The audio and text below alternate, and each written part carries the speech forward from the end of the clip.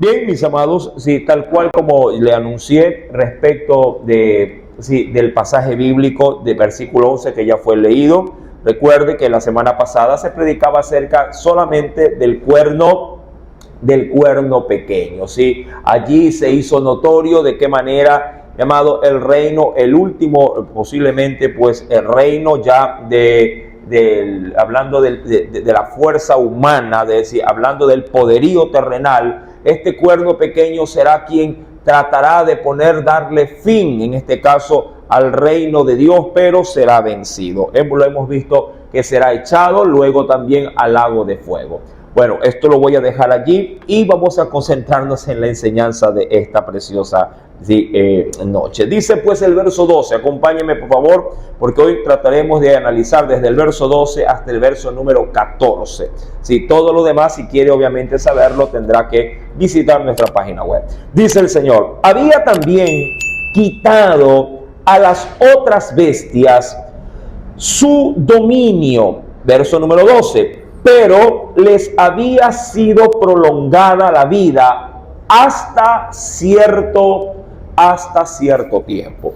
Cuando hemos estudiado, mi amado, a través de la visión que tiene Daniel en todo el capítulo 7, recuerde que es una visión de 4, se analizó, y usted creo que lo recuerda, cómo se levantaron imperios, así como el imperio babilónico, el imperio medo-persa, el imperio, mi amado hermano, de Grecia y el imperio romano. Si bien es cierto, cada vez que un imperio levantaba y era destruido por otro, desaparecía, por decirlo de alguna forma, la monarquía, desaparecían los líderes, las cúspides. Pero lo que no desaparecía en las conquistas de los imperios era en sí mismo los pueblos. Los pueblos lo único que hacían era allanarse o sujetarse a los reinos que habrían de venir. Es como que si alguien conquistara el Ecuador, o sea, de pronto desapareciera todos los que forman la política, los liderazgos, pero el pueblo en común se mantendría, claro, sujeto a un nuevo régimen. Llamado, eso es lo que trata justamente el versículo número 12, que si bien es cierto, si se levantarían imperios manifestados o representados como animales, como ya lo vio, el león, el oso, también el leopardo y por último esa bestia indescriptible. Llamado, en el verso 12 se nos hace saber que ese, diríamos, remanente de los imperios que han quedado van a subsistir hasta los tiempos del fin. De hecho, mi amado, este versículo 12 da la apertura o abre la puerta para presentarnos el reino milenial de Cristo. ¿A qué o a quiénes gobernará Cristo si cuando Él venga, mi amado, del cielo a establecer su imperio en la tierra? Sería un poquito, diríamos, contraproducente que venga a gobernar a los que ya redimió, porque en ese sentido no habría ni siquiera necesidad de descender a la tierra. Simplemente los continuaría haciendo en el cielo con la iglesia y los redimidos que es levantado de entre los muertos. Entonces, la intención del texto, mi amado, es dejar establecido que cuando Cristo venga, irá, mi amado, directamente a gobernar a las naciones restantes que queden como secuelas a través de toda la historia, de todos los pueblos, sí, para el tiempo del fin. Por eso se hace alusivo en el versículo número 12 que se habría quitado, si bien es cierto, las otras bestias, hablando de sus liderazgos, de sus monarquías, no así los vestigios que quedarían de ellas. En el verso 12 nos dice, pero les había sido, dice allí, prolongada la vida, y eso refiere a la existencia, no necesariamente, y vuelvo y repito, si de que se va a mantener el imperio babilónico o el imperio romano o el imperio medo-persa o los que vinieren, no, pero sus extensiones que han quedado, estas seguirán repoblando la tierra. Ya lo vamos a ver en breve con ciertas referencias en el libro de Apocalipsis y también en los evangelios. Y aún más dice el Señor en versículo número 12, pero les había sido prolongada la vida, y aquí, hasta cierto tiempo. Ese tiempo, mi amado, es justamente el tiempo que, mi amado, tomará Cristo para gobernar en la tierra durante 1000 años. Hoy leía un comentario respecto de este versículo, cierto tiempo, y me hizo entrar, mi amado, en una pequeña, diríamos, disyuntiva de lo que uno posiblemente pudiera llegar a establecer por el estudio de lo que pueda representar tal o cual versículo. Había un comentario que hacía referencia que en el reinado milenial de Cristo es simplemente una referencia, sí, inicial. Porque, mi amado, Jesús mismo anticipaba de que su reino no tendría fin jamás. Pero para cerrar esta primera etapa de gobernar a las naciones, se ha establecido como puerta inicial de acceso el reino milenial. Tiene obviamente cierta lógica, pero bíblicamente no. Porque en Apocalipsis se hace alusión de que Cristo entrega su reino, en este caso a la potestad del Padre. Ahora, es evidente de que cuando se habla de cierto tiempo, se habla, sí, del tiempo milenial de Cristo. Ahora, ven conmigo, vamos por favor, claro que sí, al libro de Apocalipsis. Acompáñame, mi amado. Apocalipsis capítulo número 20. Dice pues el Señor, versículo número 6. Bienaventurado, dice el Señor allí, y santo el que tiene parte en la primera resurrección. Aún más dice el Señor, si la segunda muerte, hablando de la muerte si en el lago de fuego y azufre, no tiene potestad sobre estos, sino que serán, dice la Escritura, sacerdotes de Dios y de Cristo, y reinarán, dice la Biblia, con él 1000 años. Ahora, ¿cómo se llevará a cabo ese reinado? ¿Qué aspectos conlleva ese reinado? No lo vamos a ver en este instante, lo vamos a ver un poquito más adelante, pero sí es necesario por lo menos dejar un preámbulo. El reino milenial de Cristo se concentra de manera estricta no en regir lo que ya controla, que es a los sus redimidos, sino a las naciones que habrán quedado. Por eso es que el versículo 12 anticipa en la visión, mi amado, que quedará un remanente de las bestias que representan obviamente imperios mundiales. Y eso, mi amado, es lo que a la verdad Cristo va a venir, mi amado, a regir. Por eso es que también se hace otra mención bíblica, que Él las va a regir con vara de hierro. Con vara de hierro. Porque sigue siendo un pueblo que no ha alcanzado, ojo, no ha alcanzado la redención, pero ha alcanzado la gracia, mi amado, para quedar como un remanente de todas las naciones, para poder, mi amado, repoblar otra vez la tierra. Recordando que en el periodo de la gran tribulación, los seres humanos serán prácticamente en su totalidad, no totalidad, pero prácticamente en su gran totalidad, serán llamados muertos a consecuencia de los juicios y de las copas de la ira de Dios. Eso lo veremos, insisto, como le mencionaba, en breve. Ahora, versículo número 13. Dice el Señor, miraba yo, respecto de todo esto, miraba yo en la visión de la noche, y he aquí con las nubes, y aquí se da, diríamos, ya detalles de cómo va a ser el retorno de Cristo para poder gobernar esos 1000 años. Dice allí, y miraba yo en la visión de la noche, y he aquí, con las nubes del cielo, venía uno como hijo de hombre. Ahora, este texto bíblico tiene mucha semejanza con lo que se menciona en el libro de Hechos de los Apóstoles. Ven conmigo, por favor, vamos rápidamente. Quisiera ver esta referencia. En el libro de Hechos de los Apóstoles, mi amado, en el capítulo 1, Hechos de los Apóstoles, capítulo 1, versículo número 10, ¿sí?, al versículo número 11. ¿Lo tenemos? Dice el Señor, versículo número 10, y estando, esto cuando Jesús fue ascendido hacia el cielo, y estando ellos con los ojos puestos en el cielo, entre tanto que Él se iba, dice aquí, he aquí, se pusieron junto a ellos 2 varones con vestiduras blancas. Se asumen que son mensajeros de Dios, son ángeles, pero obviamente con un aspecto humano. Y dice, los cuales también les dijeron, varones Galileos, ¿por qué estáis mirando al cielo? Este mismo, este mismo Jesús, que se ha sido tomado de vosotros al cielo, así vendrá como le habéis visto ir al cielo. ¿Qué es lo que quiero acentuar con este texto bíblico? Lo que menciona Daniel 7, verso 12, no es, mi amado, el advenimiento de Jesús para la iglesia, sino el advenimiento de Jesús para la tierra o para los moradores de la tierra. De ahí que se ha hecho muchas veces en estudios bíblicos alusión de las diversas venidas de Cristo a la tierra. ¿Sí? Mi amado, una teofanía, que es una manifestación de la Trinidad en la tierra, siempre ha existido. Ya por ahí en el libro de Josué se hablaba acerca del varón que tenía la espada desenvainada como una teofanía, una manifestación de Dios, sí, en la tierra, pero claro, de manera momentánea, de manera parcial.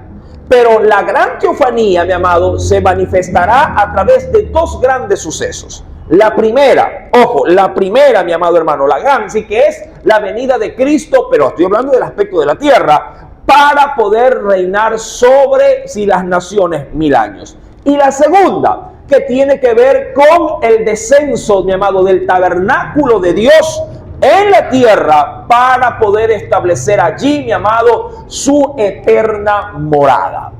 Estas grandes teofanías van a tener un estricto cumplimiento escritural, mi amado, sí, que será obviamente la gran esperanza para todo aquel que ha depositado su fe en el Señor. Pero teofanías como tal aún se podría considerar, mi amado, en el arrebatamiento, que el Señor va a venir por nosotros, pero no va a venir a la tierra, sino que nos va a esperar ¿en dónde? ¿O a dónde le vamos a recibir? En las nubes. Simplemente vendrá, ¿sí? Nos tomará o nos recibirá en las nubes y nos volverá otra vez a llevar. Pero este suceso para los moradores de la tierra pasará desapercibido. Ellos no considerarán este advenimiento de Jesús como una gran aparición para los moradores de la tierra. Ahora, hago esta aclaración porque en Daniel capítulo 7 no se habla, insisto, de la venida de Cristo por su iglesia, sino de la venida de Cristo para poder ser visto por todos los moradores de la tierra. ¿Con cuál objetivo? Venir a gobernarlos.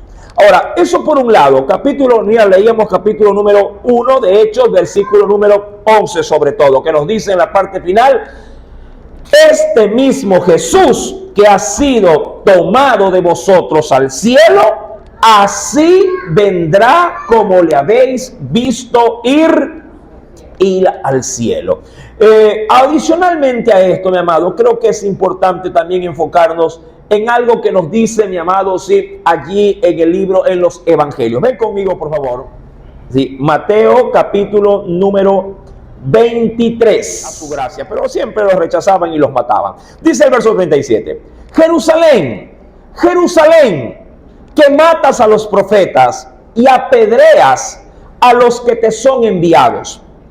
¿Cuántas veces quise juntar a tus hijos como la gallina junta sus polluelos debajo de las alas? Pero ¿qué ocurrió? Ellos no lo admitieron, dicen, no quisisteis.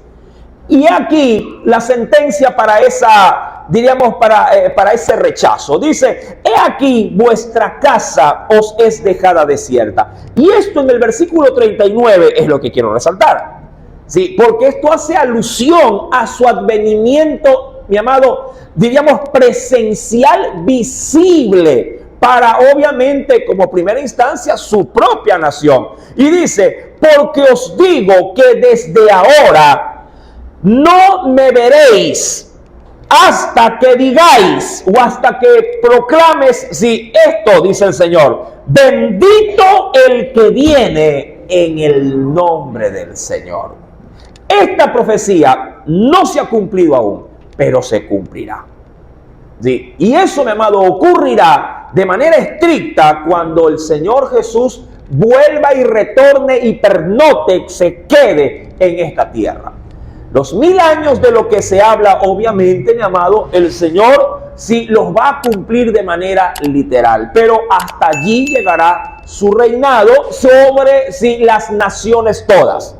Luego se anexará obviamente a su padre para gobernar con su padre absolutamente todo. Sí, ahora, cuando volvemos al libro de Hechos de los Apóstoles, el libro de Daniel, capítulo número 7, acompáñame por favor.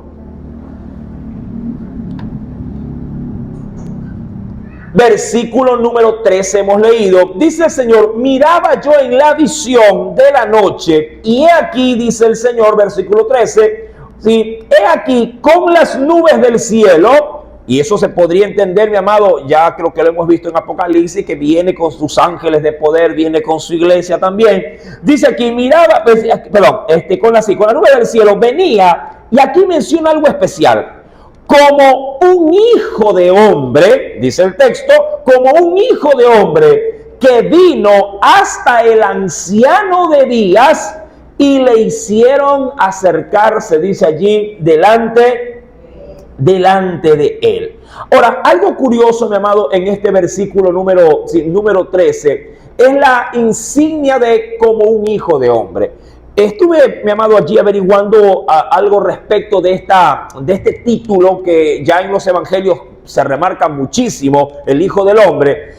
Y esto, como el libro de Daniel, como fue escrito en el idioma arameo, a diferencia del idioma griego del Nuevo Testamento, el término Hijo de Hombre viene de la palabra, y siquiera lo puede apuntar, de la palabra aramea Kebar Enash, Kebar con K. Kebar, K-E-B-A-R. Kebar, y la otra palabra o expresión es Enash, E-N-A-S-H. E-N-A-S-H. Kebar Enash. Ese término, mi amado, literalmente sí se lo podría entender como hijo de hombre. Sin embargo, mi amado, de acuerdo a su raíz aramea, implica de manera estricta como hombre, no como hijo de hombre, como hombre, haciendo alusión a qué el término como tal, a lo que Cristo, mi amado, vendrá con cuerpo, como hombre. ¿Sí? Hay quienes han argumentado algo especial respecto de este texto y respecto del título como hijo de hombre. ¿Sí? Se dice, mi amado, esto obviamente tendríamos que comprobarlo cuando Cristo venga por nosotros, a lo que Cristo, mi amado, a diferencia de los seres terrenales, va a mantener una condición terrena, pero claro, al no haber pecado, es válido nunca haber podido resucitar con cuerpo incorruptible. El hombre en su estado inicial, Adán, en el huerto del Edén, mi amado, podía hablar con Dios, podía estar con Dios, con cuerpo físico, terrenal. ¿Sí? Claro, el pecado fraccionó todo esto, quebró todo esto y la carne automáticamente quedó excluida. Por eso luego Dios dirá, no habrá hombre que me vea y pueda vivir. Sí, por causa obviamente de el resultado del pecado. Pero en el caso de Cristo, mi amado, Cristo no fue transformado cuando resucitó estrictamente, diríamos, de esta carne que lo vieron los discípulos, sino que se mantuvo intacta, dicen algunos comentaristas. Pero ¿por qué se mantuvo intacta respecto de su transformación espiritual? Porque Cristo en su carne nunca pecó. Y al no haber pecado, no hay corrupción. Esa es la gran diferencia. Pero nosotros que sí hemos pecado, necesitamos por fuerza transformar el cuerpo corrupto a un cuerpo incorrupto. Y de eso se habla en la Biblia respecto de los seres humanos. Hasta en el mismo rapto, mi amado, sea que lo haya contemplado Elías o en su debido momento también Enoc, sus cuerpos debieron haber sido transformados en ese acto de desprenderse de la tierra hasta ingresar hacia el cielo. Debió haber, mi amado, ocurrido de manera instantánea una metamorfosis, por decirlo así, un cambio de cuerpo corrupto a cuerpo incorrupto. Ahora, esto en parte lo habla, claro que sí, en las cartas del apóstol Pablo. En la primera carta a los Corintios, sí, capítulo número 15. Por eso habla de una transformación. Cristo difícilmente hubiera pasado por este proceso si nunca pecó. No había necesidad, por decirlo de esa forma. No había necesidad. Ahora, dice el Señor, 15, capítulo número 15. Voy a leer desde el versículo número 51. Yo sé que esto es un poquito, como que difícil procesarlo, porque a la verdad se anticipa la Biblia al hacernos saber que esto es un misterio. Y al ser un misterio es algo oculto, ¿sí? Que solamente está en la potestad del Señor poderlo revelar y hacérnoslo entender también. Mira lo que nos dice el versículo 51. ¿Sí? ¿Lo tiene? ¿Sí lo tiene? 15, verso 51. He aquí, os digo, dice el Señor, un misterio. No todos, respecto de la muerte, ¿no? No todos dormiremos. ¿Sí? Ya de por sí eso es un aliciente que da, una esperanza. Pero también dice, pero todos. Y ojo, cuando habla de todos es todos. Todos seremos transformados. Pero no se refiere a todos los seres humanos, sino a todos los que serán redimidos por Cristo.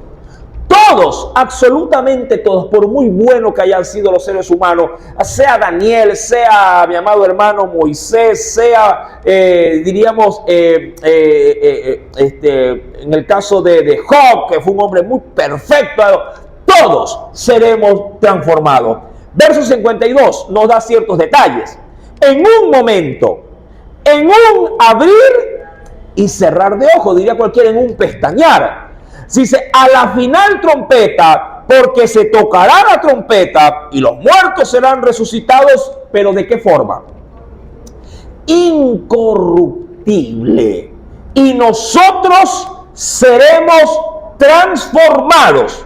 ¿Cuál es el objetivo? El verso 53 lo declara. Porque es necesario que esto corrupto o corruptible se vista de incorrupción. Yo le pregunto, Adán, en su estado de inocencia ante el pecado, ¿qué tipo de cuerpo tenía? Terrenal. Pero bajo la marquesina del verso 53, ¿qué tipo de cuerpo tenía? ¿Corruptible o incorruptible? Incorruptible. ¿Sí? Incorruptible. Cuando Dios puso al hombre en el huerto de Adán, lo puso para que viviese por la eternidad. No lo puso para que muriera, lo puso para que viviera por la eternidad. Sí, ese estado, mi amado, por eso es que Jesús es el Adán renovado, por decirlo de alguna forma.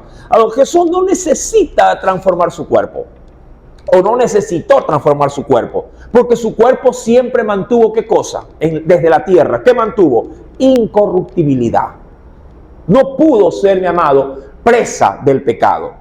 Y por ende no necesitaba que su cuerpo se vista digamos así, de una nueva sustancia, una nueva amalgama digamos, de apariencia. Él es lo que es. Ahora, sin embargo, claro que sí, a diferencia de cualquier otro ser humano sobre la tierra, Jesús, ojo, sostiene sus dos naturalezas, la humana y la divina. Eso obviamente en nosotros no aplica. Nosotros somos humanos, pero tenemos que ser transformados para alcanzar una naturaleza divina. Pero Jesús mantiene, ojo, mantiene la naturaleza tanto humana como divina. La iglesia, una vez transformada, tendrá obviamente una naturaleza espiritual, divina. Sí, pero Jesús va a mantener, mi amado, su naturaleza tanto divina como humana. Por eso es que en el cielo sí se puede apreciar a Jesús. Por esa doble naturaleza, por esa doble honra, Jesús, mi amado, va todavía a manifestar a ese cordero como que está inmolado. Se podrá, mi amado, Él será el único que podrá manifestar a sus redimidos, mi amado, las pruebas que hacen saber de que Él, mi amado, sí pagó el precio por nuestro pecado. Eso como hombre, por eso es que le di un poquito de realce a esta parte del versículo 13, por lo que implica en el término arameo las palabritas ya antes mencionadas, Kebar Enash, como hombre, no como hijo de hombre, como hombre lo menciona en el arameo. En el verso 13 de Daniel capítulo 7, pues nos dice: miraba yo en la visión de la noche, y aquí con las nubes del cielo venía uno como hijo de hombre. Déjame ubicar acá. ¿Sí? Y dice, vino o fue enviado hasta el anciano de días.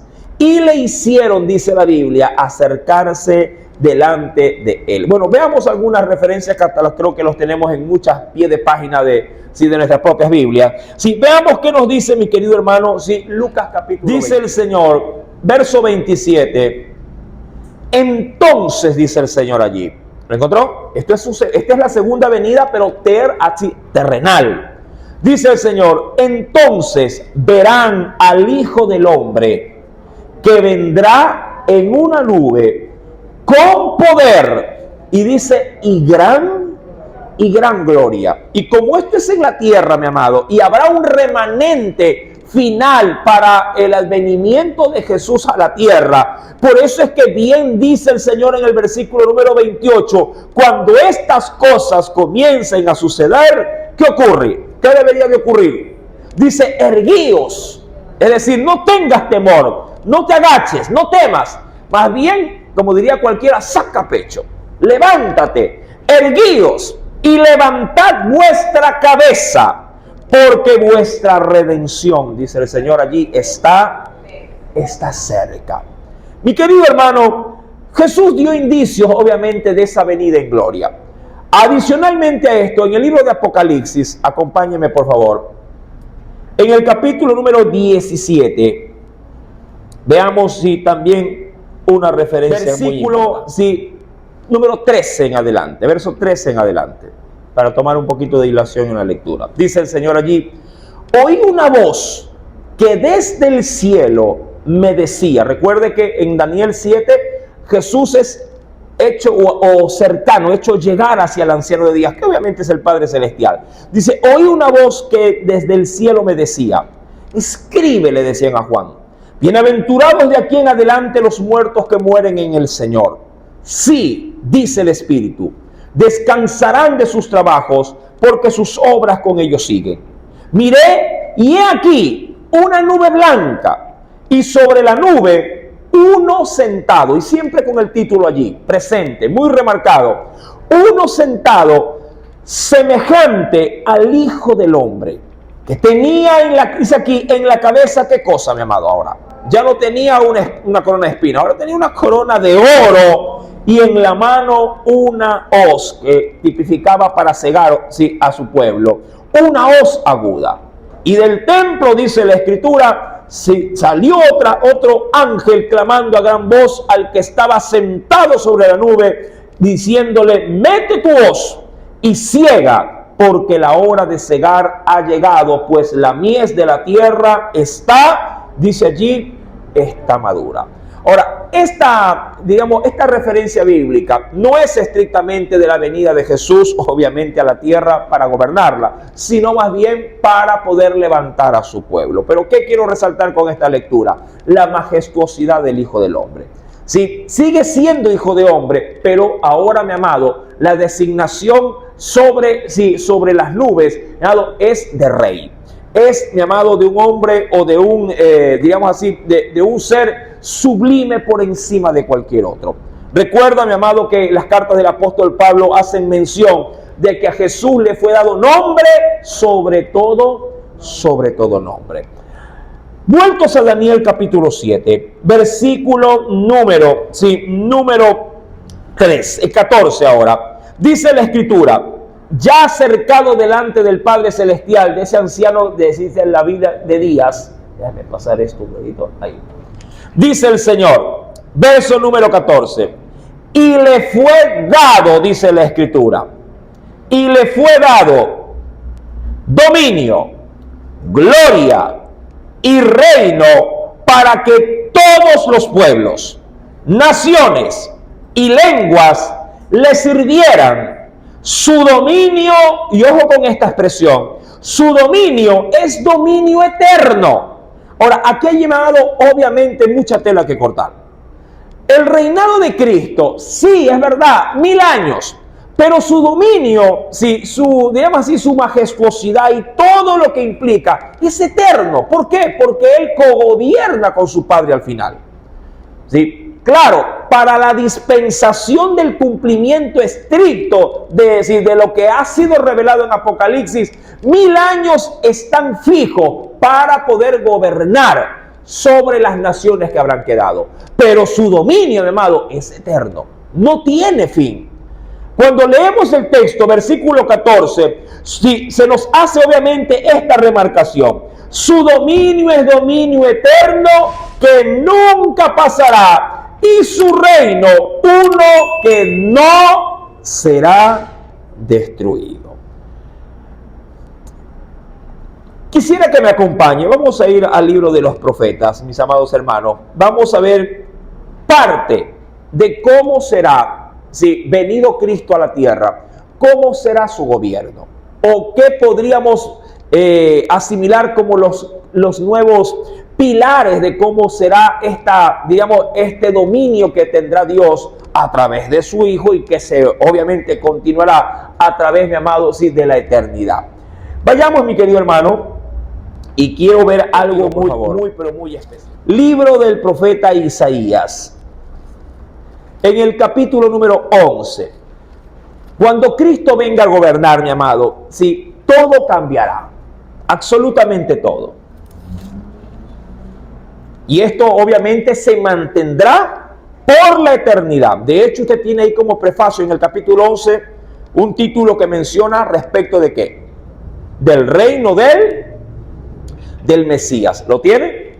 Isaías, capítulo número 11. Dice el Señor: saldrá una vara del tronco de Isaí, y un vástago retoñará de sus raíces, y reposará sobre él el espíritu de Jehová, espíritu de sabiduría, de inteligencia, espíritu de consejo, de poder, espíritu de conocimiento y de temor de Jehová.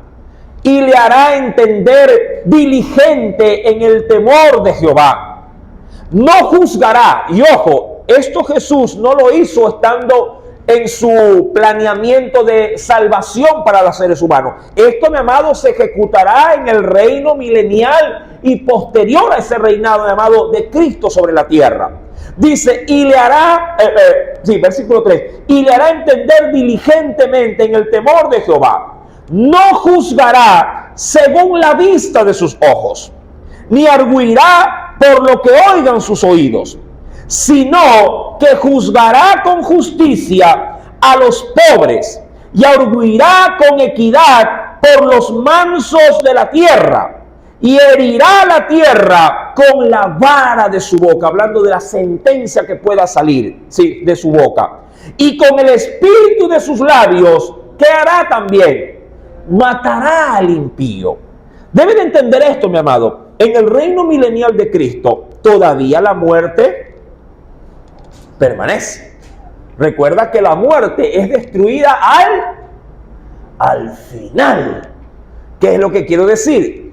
En el reino milenial de Jesús, la muerte será también parte del proceso propio de castigo, por el cual aún, mi amado, el mismo Señor Jesucristo puede llegar, si a alguien, mi amado, determinarle la sentencia final o la sentencia capital, que es la muerte. Mi amado, el Señor va a regir, sí, como se lo ha mencionado, con vara de hierro a las naciones. Aún más, dice el Señor, verso número 5, será la justicia cinto de sus lomos y la fidelidad ceñidor de su cintura, como una correa. Verso 6, mira cómo cambiará la naturaleza. Morará el lobo, ¿con quién? Con el cordero. Ahora, estos animales en la actualidad tienen una naturaleza diferente, pero en el Señor, mi amado, su reino será de paz. Morará el lobo con el cordero, y el leopardo con el cabrito se acostará. El becerro y el león y la bestia doméstica andarán juntos. Y un niño, dice la Biblia, y esto tomándolo como un ejemplo, ¿no? de lo manso y de lo tranquilo que será todo. Y dice allí, un niño los pastoreará. Versículo número 7. La vaca y la osa pasarán, no que dice que van a pasear, pasarán, es decir, comerán hierba, a eso se refiere así, pasarán o pasto. Pasarán, dice el Señor, sus crías se hincharán juntas. Y el león, como el buey, va a cambiar su naturaleza. Sí, porque actualmente estos animales son carnívoros, pero comerán ¿qué cosa? Hierba, serán herbívoros. Aún más, y el niño de pecho, el recién nacido, por decirlo de esa forma, dice aquí, jugará sobre la cueva del áspid, hablando obviamente, llamado del nido, ¿sí?, de las culebras. ¿Sí? Jugará, dice allí, versículo número 8, ¿sí?, en la cueva del áspid, y el recién destetado extenderá su mano sobre la caverna de ¿qué? De la víbora. No harán mal ni dañarán en todo mi santo monte, porque la tierra será ¿qué cosa? También el reino milenial de Cristo. De esto se va a encargar el Señor durante ese periodo de gobierno. ¿Qué cosa será? Será lleno, dice allí, ¿de qué cosa, mi amado? Del conocimiento de Jehová, como las aguas cubren, dice allí, el mar. Mi amado, esto como para dar ciertos destellos de cómo sí será el reinado del Señor. Todo eso, mi amado, el Señor lo recibe realmente de quien sí puede o debió habérselo ofrecido y dado, no como lo hizo Satanás. ¿Se acuerda que todo esto, sabe quién se lo quería dar a Jesús? Antes de culminar su labor en la cruz de la redención, se la quería dar Satanás. Sí, Satanás, mi amado, quería darle todos estos beneficios, pero Jesús sabía que los beneficios los tendría, pero los tendría luego del gran sacrificio en la cruz. Ahí sí creo yo que hay una preciosa enseñanza de contraste. Muchos quieren bendición sin prueba. Muchos quieren felicidad sin de pronto estimar el precio que a veces, mi amado, hay que pagar para poderlo obtener. Si usted quiere jubilarse, ¿qué tiene que hacer primero? Tiene que trabajar. Si no trabaja, ¿cómo se va a jubilar? Y tiene que cumplir un periodo para esto. Si usted quiere ropa limpia, tiene que lavarla. Sí, pero la generación actual quiere comodidad, quiere bendición, pero no quiere condiciones. Todo lo quiere, mi amado, sin estimar, obviamente, el precio que se debe de pagar. Cuando yo retomo el libro del profeta Daniel, es evidente, mi amado, que si se nos adelanta en el capítulo 7 la grandeza del gobierno de nuestro Salvador. Al capítulo 7, versículo número 14, el Señor nos dice, y le fue dado, ¿qué cosa? Dominio, gloria, reino, para que todos los pueblos, naciones y lenguas le sirvieran. Su dominio es dominio, no dice de 1000 años. ¿De cuánto tiempo dice allí? Eterno, mi amado. Eterno, que nunca pasará. Y su reino, uno que no será, dice allí, ¿qué cosa la Biblia? No podrá ser conmovido. Ahí tenemos una pequeña referencia, sí, que la que menciona en Apocalipsis 11, versículo número 15, que quisiera así cotejarla en el libro de Apocalipsis. Por favor, venga conmigo rápidamente. Apocalipsis 11, verso 15. El séptimo ángel tocó la trompeta y hubo grandes voces en el cielo que decían, los reinos. Sí, esto es una muy buena referencia respecto de lo que está viendo Daniel en el capítulo 7. Dice, los reinos ¿de quién? Del mundo han venido a ser. ¿De quién? De nuestro Señor y de su Cristo. Aquí obviamente, mi amado, usted verá cogobernando a ambos. Han venido a ser de nuestro Señor y de su Cristo. Y Él, hablando de Cristo, obviamente, reinará por los siglos de los siglos. Ahí no dice 1000 años, por los siglos de los siglos. Pero ¿por qué hago esta referencia acerca de los 1000 años? Insisto, mi amado, porque el periodo de los 1000 años es para estricto cumplimiento de profecías que se derivan de esos 1000 años. Por ejemplo, mi amado, el reino milenial sirve para establecer dos cosas. La primera, mi amado, la eliminación por completo de nuestro gran adversario. ¿Quién es ese?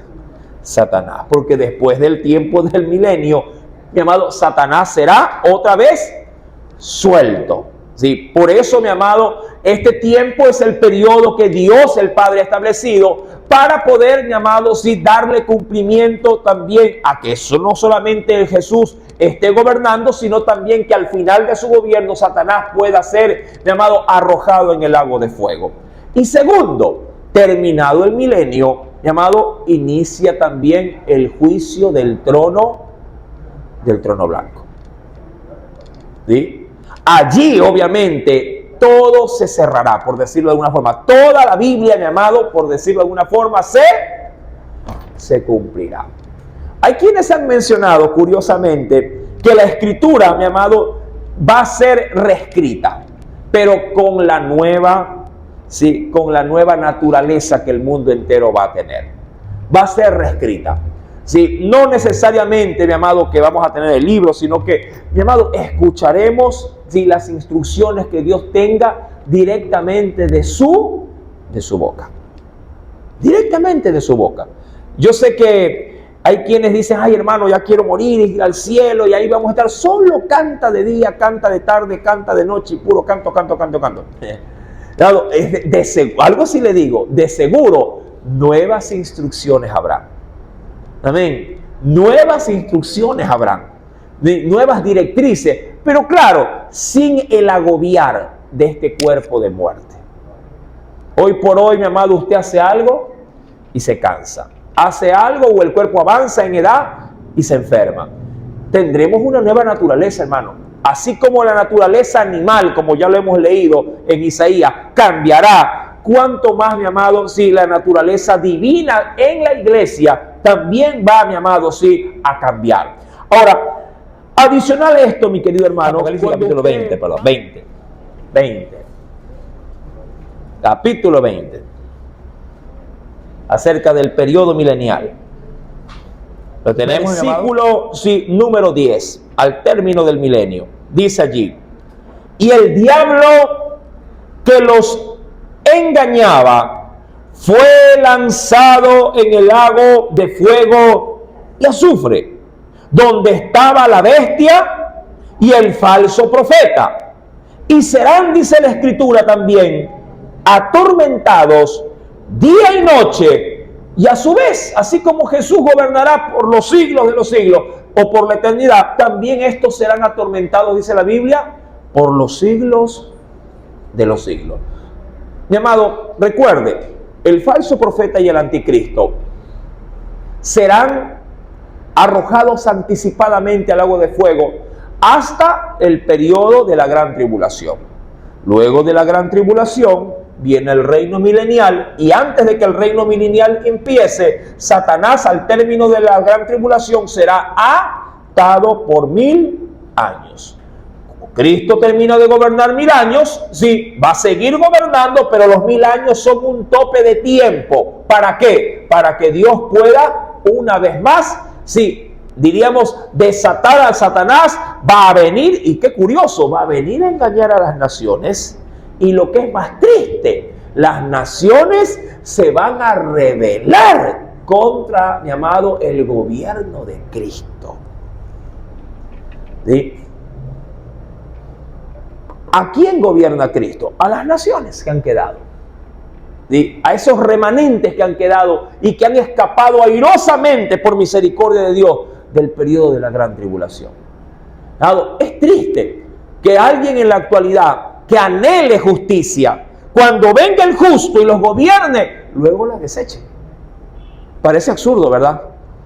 Las naciones claman, mi amado hermano, un cambio a nivel mundial. Y Cristo viene a dar ese nuevo cambio, una nueva forma de gobernar, un gobierno teocrático. Un gobierno teocrático, Dios gobernando al hombre. Pero para nuestra sorpresa, mi amado, Satanás, cuando ha sido suelto luego del milenio, mi amado, engañará a las naciones para que se rebelen en contra del gobierno de Jesús. Y lo logrará.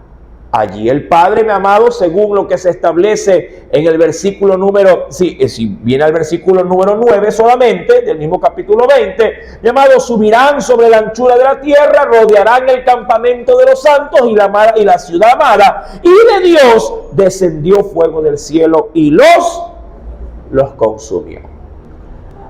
De aquello, mi amado, ya se verá obviamente más adelante en el estudio de Daniel. Para concluir, Daniel capítulo 7. Daniel capítulo número 7. He tratado de buscar unas imágenes muy bonitas. Tuve que suscribirme al Pinterest, creo que se llama, ¿no? Para poder bajar, ¿sí? Porque en las páginas normales ya casi no salen. Sí, en el versículo número 15. Sí, ojo con este versículo.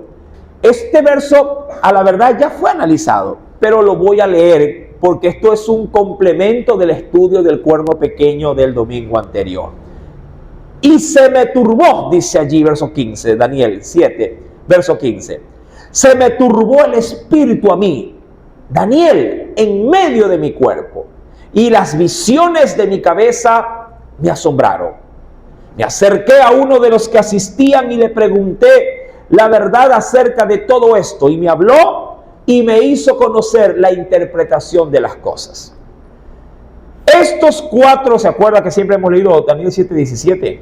¿Sí? Verso 17 dice, estos cuatro grandes bestias, ¿son qué cosa dice la Escritura? Son, dice allí, cuatro reyes que se levantarán en la tierra. Después recibirán el reino, ¿quiénes? Los santos del Altísimo, y poseerán el reino hasta el siglo. Y usted sabe ahí que ese término, el siglo, ¿qué tiempo es? ¿Qué tiempo es? 1000 años. Y luego dirá, eternamente también y para siempre. ¿Por qué, mi amado? Porque Jesús así también nos lo anticipó a nosotros como iglesia. Si gobernaremos con Él por la eternidad. Versículo número 19. Entonces Daniel tuvo el deseo de saber la verdad acerca de la cuarta bestia, es decir, la bestia indescriptible, esta, que era tan diferente de todas las otras, espantosa en gran manera, que tenía dientes de hierro y uñas de bronce, que devoraba y desmenuzaba, y las sobras las pisoteaba o las hollaba con sus pies. Asimismo quiso saber Daniel acerca de los 10 cuernos que tenía en su cabeza, y del otro cuerno, hablando del cuerno pequeño, dice, y del otro cuerno, ¿sí?, que había salido, delante del cual cayeron 3. Y este mismo cuerno, ¿qué cosa tenía? Ojos y boca que hablaba grandes cosas, y parecía más grande que sus compañeros. Y veía yo que este cuerno hacía guerra contra los santos y los vencía. Antes de seguir leyendo, aclaro, todo esto que estoy leyendo ya lo estudiamos la semana pasada. ¿Sí? Porque al estudiar el versículo número 11, ¿sí?, nos dedicamos y nos concentramos, mi amado, solamente a analizar ¿qué cosa? Todo lo referente al cuerno pequeño. Así que si no lo explico, mi amado, es por obvias razones. Puede buscarlo en el video del YouTube y lo podrá entender de manera más amplia. Versículo número, volviendo al texto, Daniel capítulo 7, versículo número 21. Y veía yo que este cuerno hacía guerra contra los santos y los vencía, hasta que vino el anciano de días, que es ese mismo anciano al que el Señor Jesús se acercará, y se dio el juicio a los santos del Altísimo. Y llegó el tiempo, hablando del cumplimiento final, y los santos recibieron el reino. Mira cómo en frases, pasan centurias de años. En frases pasan 1000 años, mi amado. Uno lo lee como que si la cosa es de virar la página, pero la profecía tiene eso de, digamos así, de maravilloso, que con tan poco se dice tanto y trasciende a lo largo del tiempo. Verso número 23. Y dijo así, explicándole el Señor a Daniel, la cuarta bestia, hablando de esa bestia indescriptible, será un cuarto reino en la tierra, el cual será diferente de todos los otros reinos, y a toda la tierra devorará, trillará y despedazará. Y los 10 cuernos significan que aquel reino se levantarán, ¿cuántos reyes? 10 también. Y tras ellos se levantará otro, el cual será diferente de los primeros. Y a 3 de esos reyes derribará. Y hablará ese cuerno pequeño, por eso es que se enseñó que este cuerno pequeño, mi amado, no es otra cosa más que el reino del anticristo. Y hablará palabras contra el Altísimo. En otros textos habla de blasfemias contra el Altísimo. A los santos del Altísimo quebrantará, pensará, dice allí, cambiar los tiempos y la ley, y serán entregados en su mano hasta tiempos y medio tiempo. ¿Cuánto se dijo que era la semana pasada acerca de esto? Tiempos y medio tiempo. ¿Cuánto? 42 meses. 1260 días. Tiempo, 1 año. Tiempos, 2 años. Y medio tiempo, medio año. 12 por 3, ¿cuánto? 36, más 6 últimos meses, 42. Recordando que los días del mes, según el calendario lunar, si tienen fijo, no hay, mi amado, cómo sumar ni restar, tiene fijo el mes solamente 30 días, a diferencia del calendario solar, que es el calendario gregoriano que manejamos nosotros en este lado del mundo. Sí, nuestros días tienen 28, dependiendo si es año bisiesto, 29, y constan de 365 o 366 días. Pero en el calendario lunar, mi amado, los meses son cerrados. 30, tiene 360 días exactos. Ahora, dice pues, versículo número 25, ¿sí? Y serán entregados en su mano hasta tiempos y medio tiempo. Pero se sentará el juez, le quitará su dominio, obviamente, a este reino, sí, al reino del anticristo o al cuerno pequeño, para que sea destruido y arruinado hasta el fin.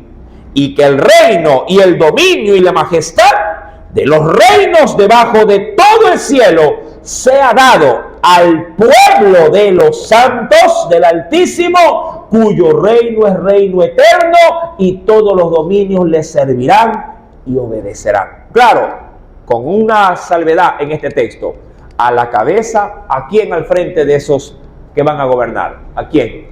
A Cristo.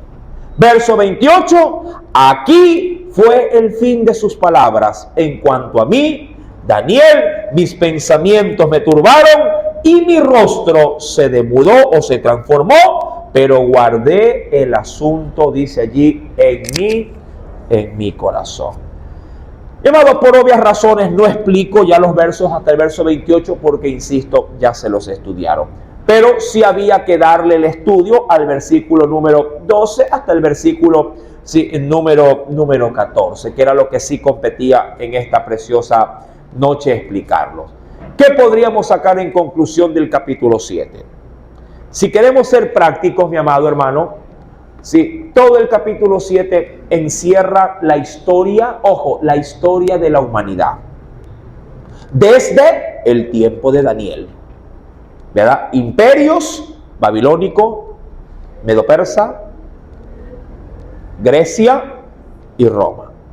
Sí, estos imperios, mi amado, sí, han regido, y hasta podríamos decir al presente, hay una pequeña secuela aún del Imperio Romano.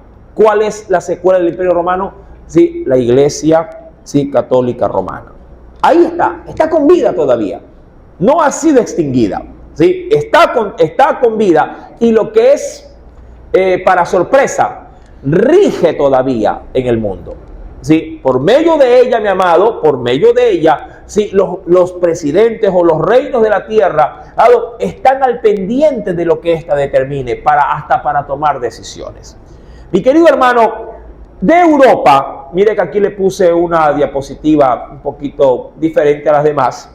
Sí, de Europa, mi amado, de las Naciones Unidas y de los organismos mundiales donde rigen las autoridades, los gobiernos son una secuela de estos 4 imperios. Esto, mi amado, sí, será lo que quedará al final, luego de la gran tribulación, como remanente. Habrán naciones, claro que habrán pueblos, habrán tribus y lenguas, mi amado, de todas las naciones del mundo. Recuerda que bíblicamente, de toda la vasta cantidad de seres humanos, sí, una tercera parte de ella será aniquilada. Una tercera parte de cada 3, 1 morirá. De cada 3, 1 morirá. Eso es bastante, mi amado hermano. ¿Sí? Sin considerar, mi amado, lo que ocurrirá en un juicio que Dios ha velado en el Apocalipsis, el sonar de los truenos. La Biblia no nos dice nada. Puede ser, mi amado, para salvaguardar la integridad, creo yo, más de su iglesia que de los moradores de la tierra. Sí, para no infundir más miedo de lo que ya vendrá. Cuando Dios, mi amado, derrame sus copas de la ira, una de esas copas va a emitir 7 truenos. Cada trueno fue oculto por Dios. No sabemos nada de esto. ¿Cuánta gente morirá allí? No tenemos idea. No hay idea. ¿Cuánta gente quedará luego de la gran tribulación? Tampoco tenemos un número. Solo sabemos lo que la Biblia dice que debemos de saber. Pero algo es seguro, van a salir de la gran tribulación mucha gente, pero saldrá, ¿cómo le digo?, aterrorizada. Saldrá consciente, amado, de lo que han vivido. Y por eso esas naciones, si no tendrán, en el advenimiento de Jesús, no tendrán, mi amado, negación de aceptar su reinado. Lo que venga, dicen ellos. Pero que nos saquen qué cosa de encima. Toda esta mortandad, pestilencia, terremotos, todo lo que ha venido. Y ellos se allanarán al reino de Cristo. Pero ya vemos, mi amado, que no lo harán con sinceridad. Porque luego de los 1000 años, todas esas naciones volverán, ahí serán otra vez engañadas. Luego de esto, mi amado hermano, sí, nuestro Dios Todopoderoso eliminará por completo. Jesús en el reino milenial, mi amado, mantendrá, sí, para la confrontación final de Satanás y de los pueblos que se le unan, mantendrá su reserva. El Padre se encargará directo, porque Él es el que hace descender fuego del cielo. Dicho esto, mi amado, una vez Satanás metido en el lago de fuego, la muerte también será arrojada. El Hades, el lugar de los muertos, o el Seol, también será arrojado. Y hasta ahí, mi amado, sí, la humanidad, sí, tratará tendrá como enemigo a estos terribles adversarios. De ahí en adelante viviremos por la eternidad, sí, pero bajo el control y dominio de nuestro Padre Celestial, del Espíritu Santo y de nuestro amado Redentor Jesucristo. Amén. No tenga temor, mi amado.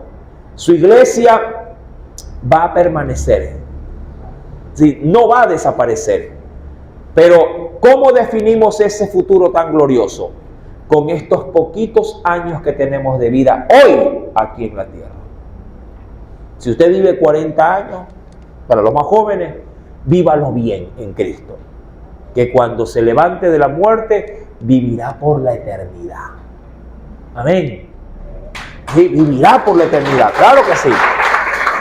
Si vive más, si vive 70, 80, vívalo bien también. Agrade a Dios, mi amado, porque Dios ha prometido, sí, todas las maravillas para nosotros. Amén.